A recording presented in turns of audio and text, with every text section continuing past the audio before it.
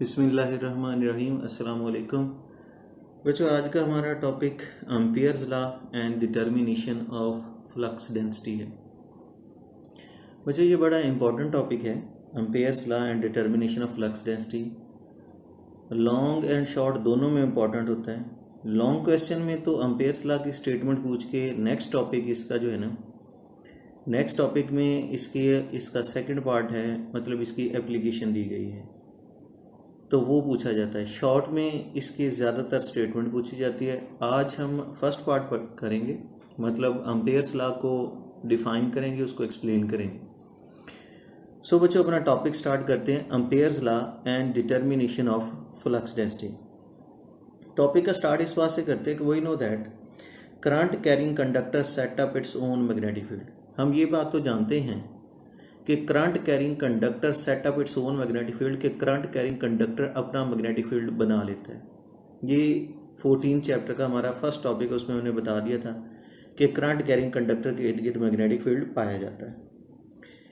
बच्चों फिर उनका कहना है कि ampere after carrying out series of experiment, हमारी बुक वाले ये बताते हैं कि एम्पेयर ने बहुत सारे एक्सपेरिमेंट करने के बाद generalise the result into law, यानी बहुत सारे एक्सपेरिमेंट किए और जो रिजल्ट्स मिले उनको जनरलाइज करके एक लॉ बनाया, that is known as Ampere circuital law. Ampere's law simply उसको कहा जाता है, एम्पेयर सर्किटल लॉ कहते हैं, वो उसने बना दिया with the help of this law. और बच्चों इस एम्पेयर लॉ की मदद से flux density at any point around the current carrying conductor, कि करंट कैरिंग कंडक्टर के इर्द गिर्द किसी भी पॉइंट पर जो फ्लक्स डेंसिटी है that can be calculated quite easily, और बिल्कुल आसानी से कैलकुलेट कर लेंगे। मतलब बच्चों मैं आसान लफ्ज़ों में कहूँ तो करंट जब किसी कंडक्टर में से पास ऑन होता है तो उसके इर्द गिर्द मैग्नेटिक फील्ड तो होता है, लेकिन करंट और मैग्नेटिक फील्ड का रिलेशनशिप जो है ना वो एम्पियर्स ने अपने लॉ के ज़रिए डिस्क्राइब किया। यानी उसने करंट और मैग्नेटिक फील्ड, करंट और उससे पैदा होने वाले मैग्नेटिक फील्ड के दरमियान एक रिलेशनशिप बिल्डअप कर दिया, और उसी का नाम एम्पियर्स लॉ है। बच्चों ये इंट्रोडक्टरी पैराग्राफ था, इसमें तो हमने सिर्फ ये बताया है कि वो दैट हम जानते हैं कि current carrying conductor set up its own magnetic field, के करंट कैरिंग कंडक्टर अपना मैग्नेटिक फील्ड बनाते हैं। Ampere after carrying out series of experiment, ampere ने बहुत सारे एक्सपेरिमेंट करने के बाद जनरलाइज रिजल्ट इनटू लॉ, तमाम रिजल्ट एक्सपेरिमेंट के तमाम रिजल्ट्स को जनरलाइज करके एक लॉ बनाया जिसको एम्पेयर सर्किटल लॉ कहते हैं। और इस पैराग्राफ की इंपॉर्टेंट बात यह है कि with the help of this law, के इस लॉ की मदद से फ्लक्स डेंसिटी या magnetic field, flux density, magnetic field, magnetic induction, ये की बात है। Flux density at any point around the current carrying conductor, के करंट कैरिंग कंडक्टर के इर्द गिर्द किसी भी पॉइंट पर जो फ्लक्स डेंसिटी है ना that can be calculated quite easily, वो बिल्कुल आसानी से आप कैलकुलेट कर लेंगे। जैसे मैंने बताया ना ये लॉ है ही करंट और उससे पैदा होने वाले मैग्नेटिक फील्ड के दरमियान का रिलेशनशिप। बच्चों इस इंट्रोडक्टरी पैराग्राफ के बाद अब हम लोग जो है इसको ड्राइव करते हैं, एक्सप्लेन करते हैं इसको लॉ को। बच्ची लॉ की एक्सप्लेनेशन कुछ इस तरह से है कि consider a close path which is in the form of circle of radius r. फर्ज कर लें कि हमारे पास एक क्लोज पाथ है और वो क्लोज पाथ एक सर्कल की शक्ल में, और उस सर्कल का रेडियस आर है, around a current carrying wire. और जो करंट कैरिंग वायर है ना ये है हमारी करंट कैरिंग वायर, इस करंट कैरिंग वायर के इर्द गिर्द हमने लिया, around the current carrying wire, इस करंट कैरिंग वायर के इर्द गिर्द हमने ले लिया। This close path is known as Amperian path. इस क्लोज पाथ को बच्चों एम्पियरेंट पाथ कहते हैं।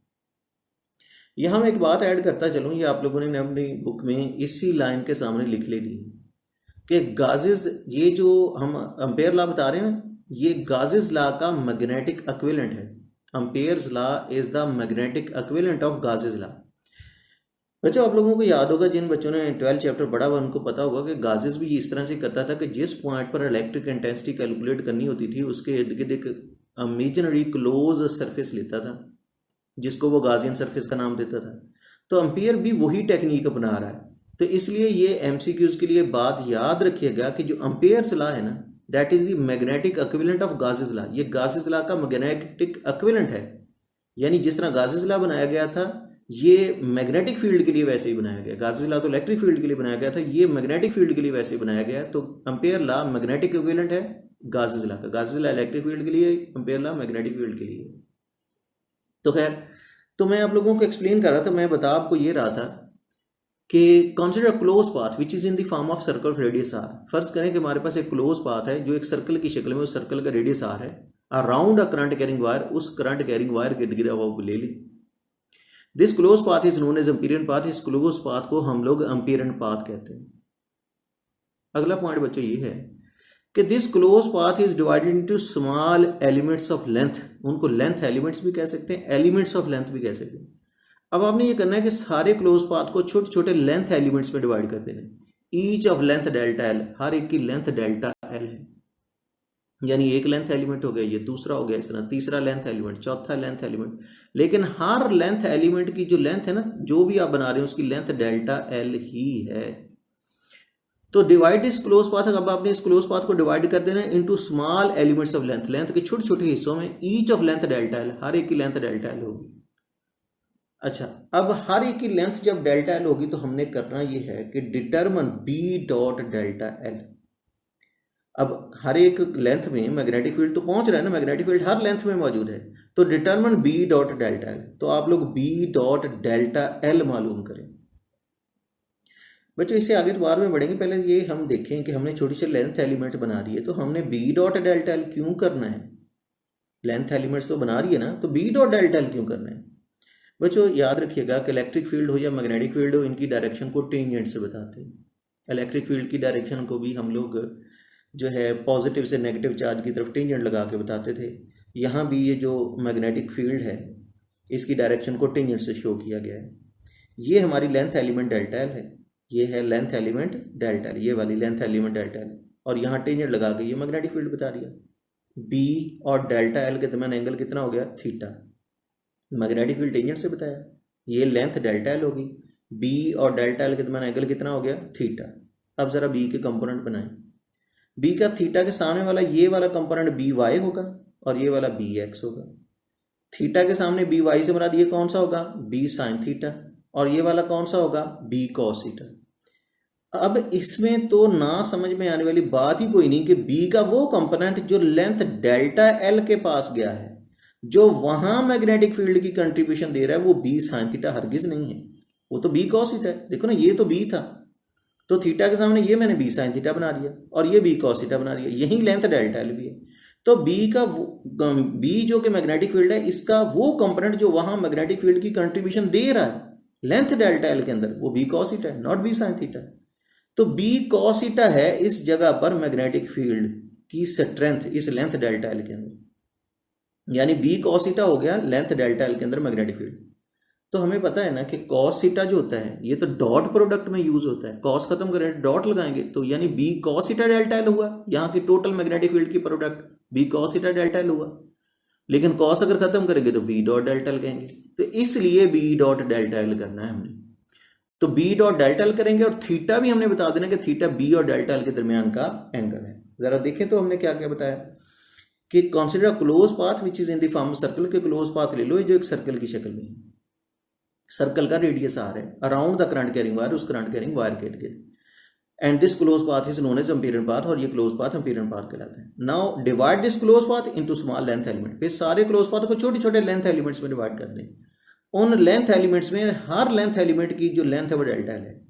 फिर हमने कहा कि जब आपने डिवाइड कर लिया लेंथ एलिमेंट्स के अंदर, फिर आप मालूम करेंगे बी डॉट डेल्टा एल, कि B is the flux density at the site of delta L. कोई एक लेंथ एलिमेंट ले लो ना डेल्टा एल, अगर B is the flux density at the site of delta L, अगर जहां लेंथ आपने कोई एक लेंथ एलिमेंट डेल्टा एल लिया है वहां पर फ्लक्स डेंसिटी उस साइड पर बी हो, तो determine B dot delta L, तो आप बी डॉट डेल्टा एल मालूम करो। और बी और डेल्टा एल के दरमियान का एंगल क्या है? थीटा। और बी डॉट डेल्टा एल क्यों मालूम करना है वो मैंने आपको एक्सप्लेन किया है, पूरे तरीके से बता दिया है कि अगर लेंथ डेल्टा एल की साइड पर बी मैग्नेटिक फील्ड है तो दो कंपोनेंट बनने हैं, एक B sine theta B cos theta. Length delta L में जो मैग्नेटिक फील्ड की कंट्रीब्यूशन आएगी वो बी कॉस थीटा होगी, बी साइन थीटा नहीं होगी, इसलिए आपको B cos theta delta L ही वहां का टोटल मैग्नेटिक फील्ड डिफाइन करना होगा। तो B dot delta L define करें, और थीटा बी और डेल्टा एल के दरमियान का एंगल है। इसको अब एक्सपेंड कर देते हैं, B dot delta L is equal to B delta L cos of theta, वो यही था B delta L cos of theta. वैसे उसको अगर कॉस थीटा खत्म कर दे तो डॉट फॉर्म में भी लिख सकते हैं, ये तो हमें फर्स्ट ईयर से पता है कि कॉस थीटा खत्म करे तो वेक्टर फॉर्म बनेगी, डॉट लग जाएगा। तो बी डॉट डेल्टा एल मालूम करें। अब हमने करना ये है कि ये जो बी कॉस थीटा है ना, इसका हमने बताना है। वैसे तो मैंने तो आपको बता दिया, लेकिन टेक्स्ट वाले अब इसके बाद बताते हैं कि ये बी कॉस थीटा क्या था, B cos theta is the component of B along the length element delta L. कि बी कॉस थीटा जो था ना, ये जो बी कॉस थीटा है, ये कंपोनेंट ऑफ ये बी का वो कंपोनेंट है जो along length element delta L है, जो लेंथ एलिमेंट डेल्टा एल के साथ है।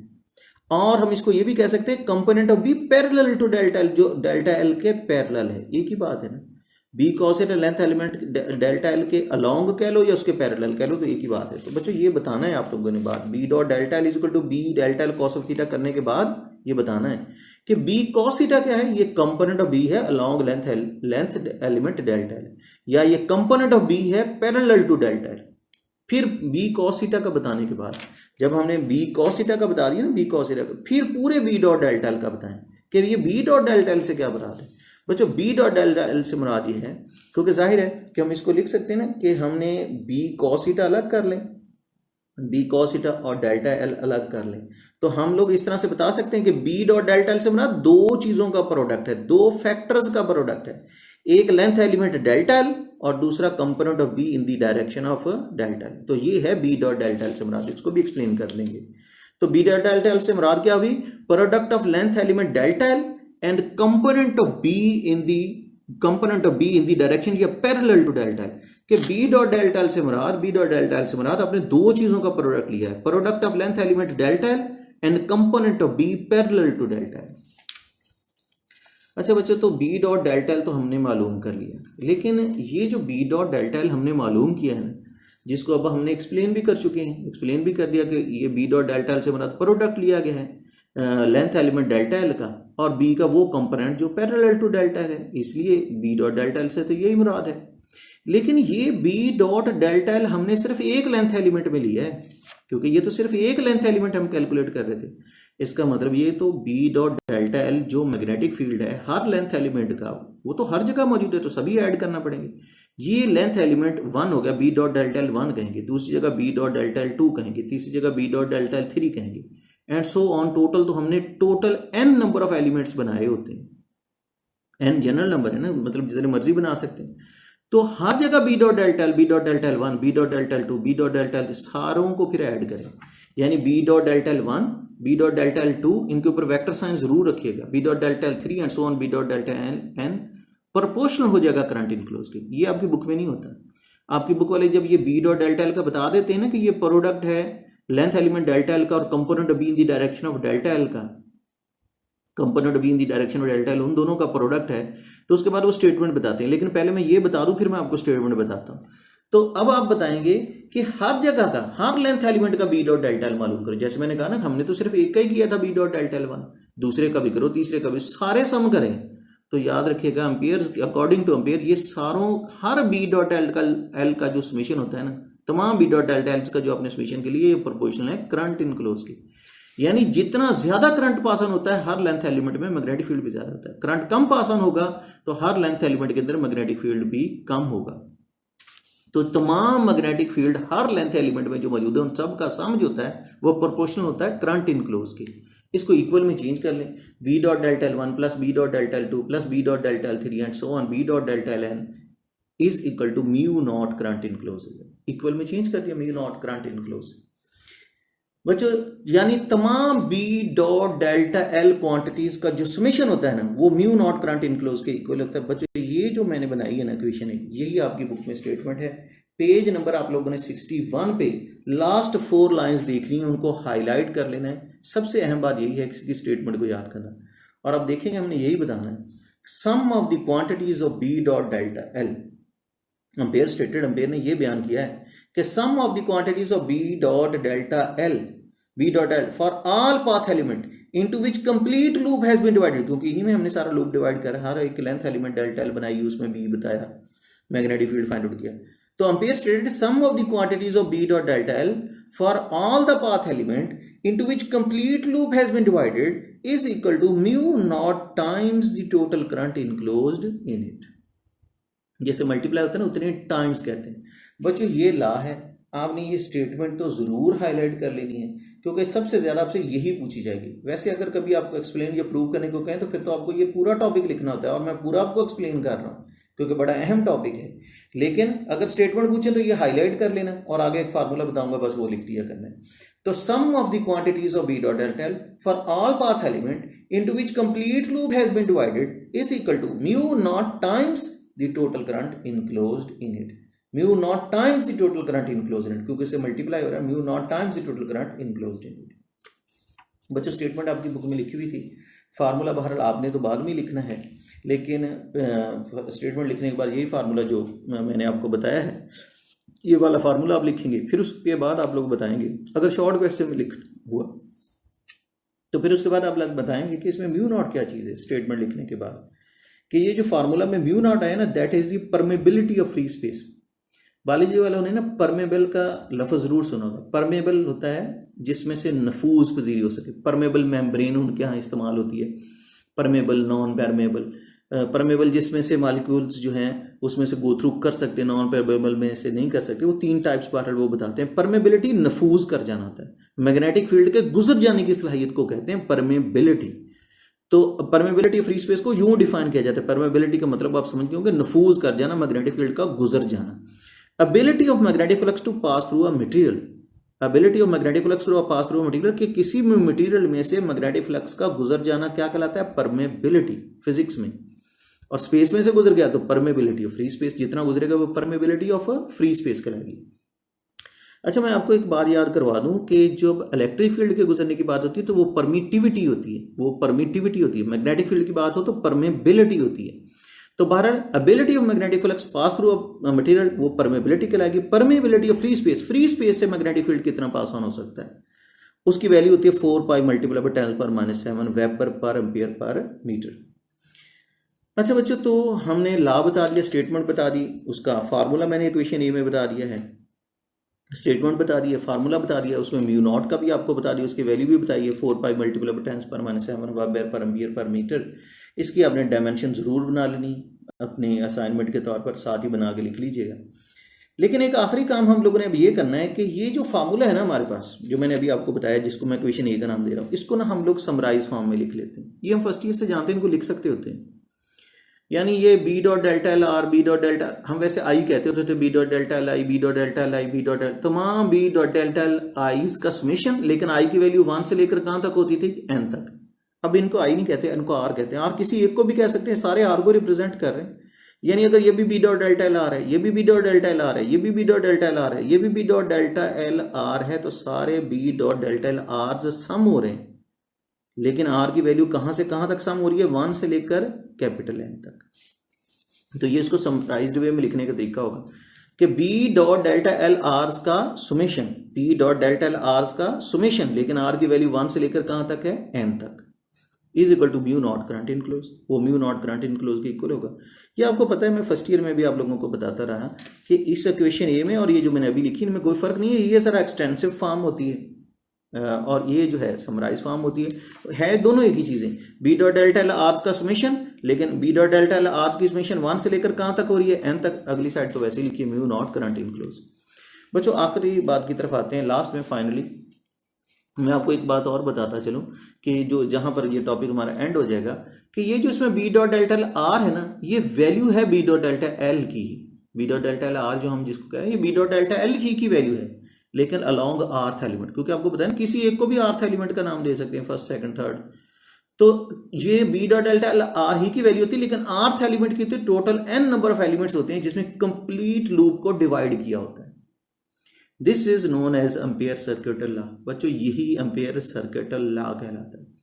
स्टेटमेंट हर बच्चा याद करेगा। बहरहाल जो ठीक पढ़ते हैं वो तो सारा ही प्रिपेयर इसको कर लें, क्योंकि किसी भी वक्त आप लोगों को ये एक्सप्लेन करने के लिए आ सकता है। ज़्यादातर चूंकि शॉर्ट क्वेश्चन में इसकी स्टेटमेंट पूछते हैं, तो स्टेटमेंट तो ज़रूर हाईलाइट करें, फार्मूला हाईलाइट कर लें, दोनों फार्मूले, एक्सटेंसिव वाला भी और ये जो शॉर्ट में लिखे फार्मूले, स्टेटमेंट ज़रूर आनी चाहिए। वैसे एक दफ़ा पूरा प्रिपेयर कर लें, वो आपके लिए बेहतर होगा। कोई कन्फ्यूजन हो तो डिस्कस कीजिएगा। अल्लाह आपका हमें नासिर हो। अल्लाह हाफिज़।